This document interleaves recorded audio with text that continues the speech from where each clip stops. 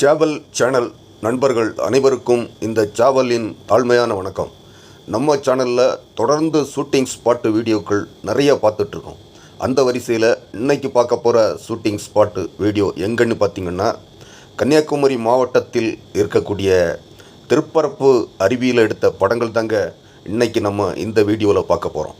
கன்னியாகுமரி மாவட்டத்தில் இருக்கக்கூடிய இந்த திருப்பரப்பு அருவிக்கு நீங்கள் எப்படி வரணும் என்று பார்த்திங்கன்னா, கன்னியாகுமரியிலிருந்து ஒரு 45வது கிலோமீட்டரிலும், கன்னியாகுமரி மாவட்டத்தின் தலைநகர் நாகர்கோவிலிருந்து ஒரு 25வது கிலோமீட்டரிலும் இந்த திருப்பரப்பு அருவி அமைந்துள்ளது. கன்னியாகுமரி மாவட்டத்தில் இருக்கக்கூடிய தக்கலைங்கிற ஊர்லேருந்து ஒரு 20வது கிலோமீட்டரிலும், இந்த திருப்பரப்பு அருவிக்கு பக்கத்தில் இருக்க ஊருன்னு பார்த்திங்கன்னா குலசேகரம் ஊர் இருக்குது. அந்த குலசேகரம் ஊர்லேருந்து ஒரு 4வது கிலோமீட்டரிலும் இந்த திருப்பரப்பு அருவி அமைந்துள்ளது. கன்னியாகுமரி மாவட்டத்தில் அமைந்துள்ள இந்த திருப்பரப்பு அருவியை குமரி குற்றாலம் என்று செல்லமாக அழைப்பதுண்டு. கன்னியாகுமரி மாவட்டத்தில் அமைந்துள்ள இந்த குமரி குற்றாலம் திருப்பரப்பு அருவிக்கு அருகிலேயே பல ஆண்டுகளாக மருதுபாண்டிய சகோதரர்கள் அதிக காலம் தங்கி இந்த திருப்பரப்பு அருவிக்கு அருகிலேயே தான் பல ஆண்டுகளாக வாழ்ந்திருக்காங்க. இந்த திருப்பரப்பு அருவிக்கு அருகிலேயே பல ஆண்டுகளாக மருதுபாண்டிய சகோதரர்கள் தங்கி வாழ்ந்ததற்கான அடையாளம் இந்த திருப்பரப்பு அருவிக்கு அருகிலேயே இருக்கக்கூடிய சிவன் கோவிலில் கல்வெட்டில் குறித்து வச்சுருக்காங்க.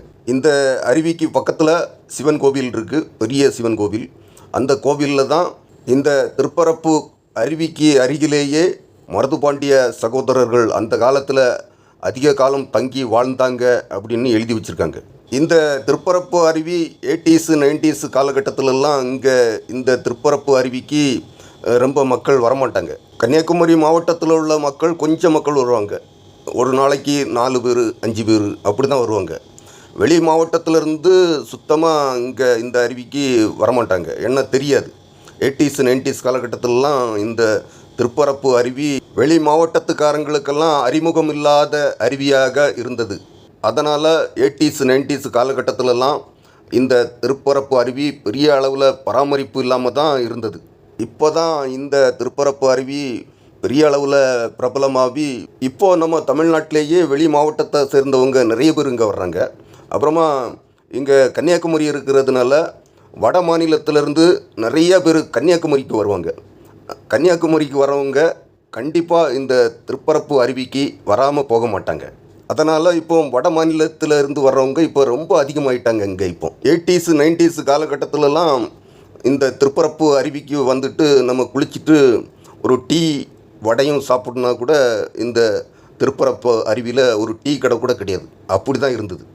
இந்த திருப்பரப்பு அருவியிலேருந்து ஒரு 4வது கிலோமீட்டரில் இருக்கக்கூடிய குலசேகரம்ங்கிற ஊருக்கு போய் தான் டீ வடையெல்லாம் சாப்பிட்ணும். அந்த குலசேகரம் ஊரில் தான் டீ கடை உண்டு. அப்படி இருந்த இந்த திருப்பரப்பு அருவியை சுற்றி தான் இப்போ தடுக்கி விழுந்த 10 டீ கடை வந்துட்டு.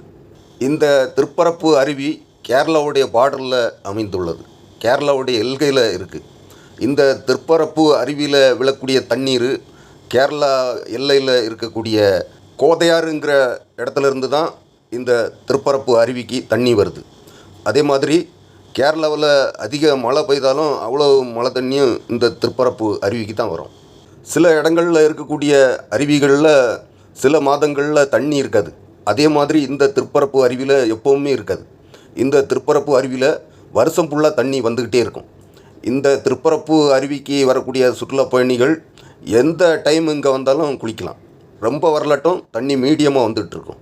கொஞ்சம் மழைக்காலங்களில் அதிகமான தண்ணி வரும். அந்த நேரங்களில் இங்கே சுற்றுலா பயணிகளை குளிக்க விட மாட்டாங்க. சுற்றுலா பயணிகளுக்கு குளிக்க இங்கே அனுமதி மறுக்கப்படும். இந்த திருப்பரப்பு அருவிக்கு தண்ணி வரக்கூடிய கோதையாறுங்கிற இடம் மேற்கு தொடர்ச்சி மலையில் அமைஞ்சிருக்கு. வெஸ்டர்ன் காட்டில் அமைஞ்சிருக்கு அந்த கோதையாறுங்கிற மலைப்பகுதி. அந்த கோதையாறுங்கிற மலைப்பகுதியில் நிறைய மூலிகை செடியெல்லாம் இருக்குது. மருந்துகள், நிறைய மூலிகைகள், மனித சருமங்களுக்கு தேவையான மூலிகை செடிகள் நிறைய அந்த கோதையாறு மலைப்பகுதியில் இருக்குது. அந்த மூலிகை செடிகளை இந்த தண்ணீர் தழுவி வருவதனால இந்த திருப்பரப்பு அருவியில் குளித்தா நமக்கு சர்ம நோய்கள் நீங்கும் என்பது இந்த கன்னியாகுமரி மாவட்ட மக்கள் இப்போ வரைக்கும் நம்பி இங்கே குளிக்க வர்றாங்க. சிவகுமார், ராதா இணைந்து நடித்த ஆனந்தராகம் திரைப்படத்தில் ஒரு ராகம் பாடலோடு காதில் கேட்டதோ,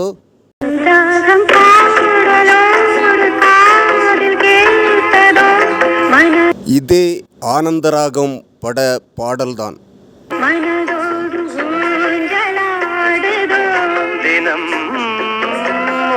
இதே ஆனந்தராகம் பட பாடல்தான்.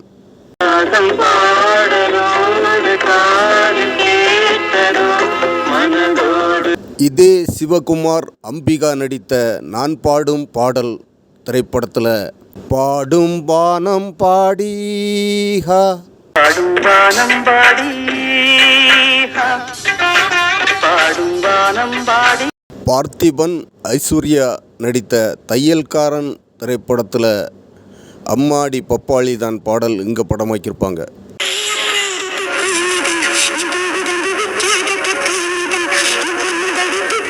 இதே தையல்காரன் திரைப்பட பாடல்தான்.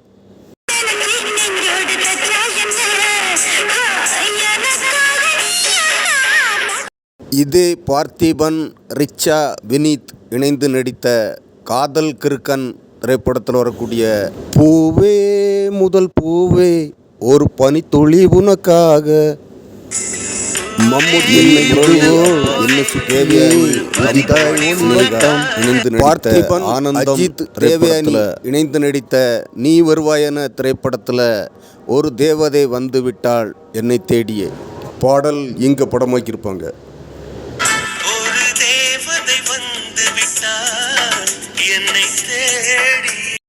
இதே நீ வருவாய் என பட பாடல்தான்.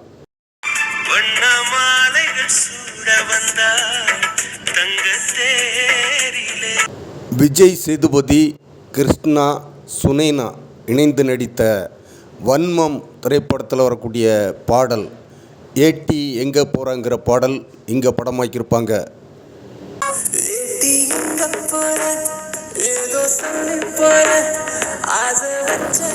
இந்த பாடல் இங்கே தான் படமாக்கியிருக்காங்கன்னு ஆடியன்ஸுக்கு தெரியக்கூடாதுன்னு இந்த அருவிய இலையை வச்சு மறைச்சி படமாக்கியிருப்பாங்க.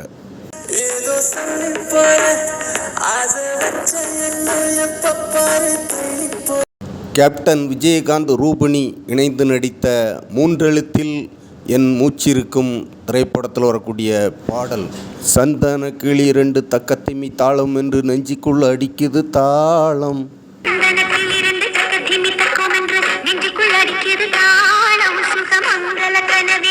இதே மூன்றெழுத்தில் என் மூச்சிருக்கும் பாடல்தான்.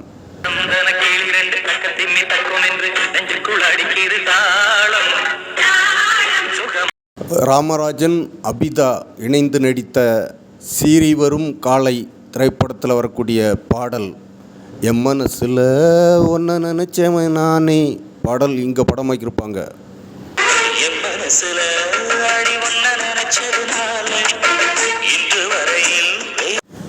இதே சீறி வரும் காலை பட பாடல்தான்.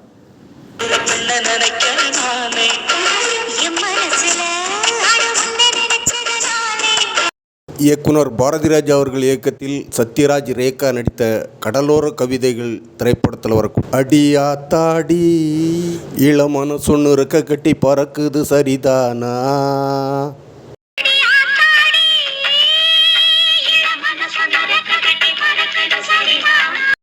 இதே கடலோர கவிதைகள் பட பாடல்தான்.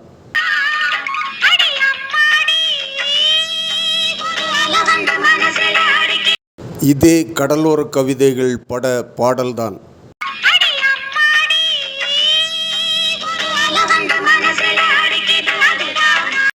வணக்கம் நண்பர்களே, இன்னொரு சூப்பரான ஷூட்டிங் ஸ்பாட்டில் உங்களை சந்திக்கும் வரை உங்களிடமிருந்து விடைபெறுவது உங்கள் இனிய நண்பன் சேவல்.